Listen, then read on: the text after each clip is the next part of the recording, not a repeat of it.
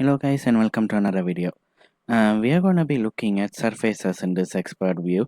We are going to be first looking at all surfaces for this course, and then we're going to be looking at visualize, and then we'll see how we can render out a product and then show it as a PNG file or something. Alright, let's get started. First off, surfaces are basically just two-dimensional planes which you can just manipulate along paths and then create useful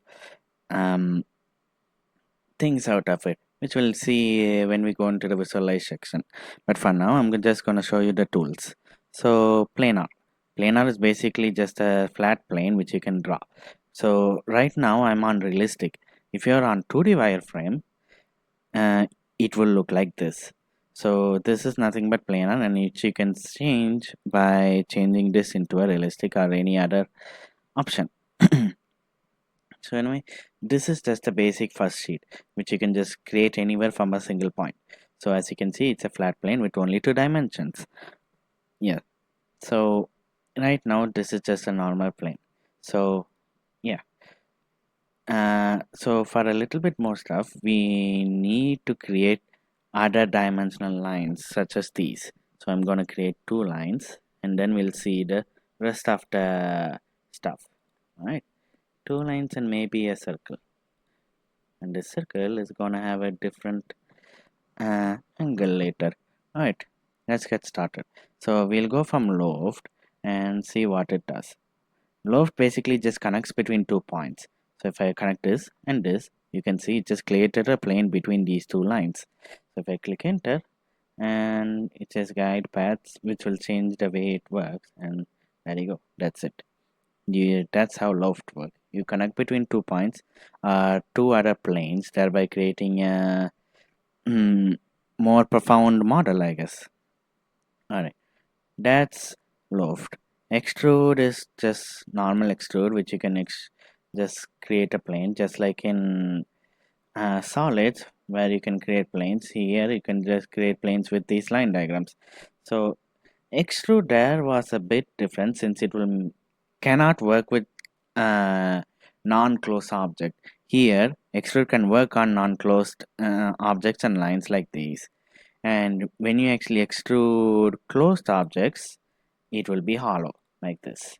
As you can see, it's hollow. Like that, you can create hollow lines into 3D objects. Now for sweep. Let's first just get this circle, and let me change its angles. So if you guys remember from the last videos, you have a rotate gizmo here. So I'm just gonna rotate this into a 270-degree angle and keep it like that. Alright, let's go back to surfaces. In surfaces, you can see in sweep, it helps us create a surface along a path. So let's click on sweep and let's see what it has. Select sweep path. So right now it's asking for the path. So this is gonna be my path. Oh, and here right now it created a circle before that because I already had a circle selected, it seems. So if I click it on, it will ask select object to sweep. So this is the object I want to sweep. Press enter and then select a path. And there you go.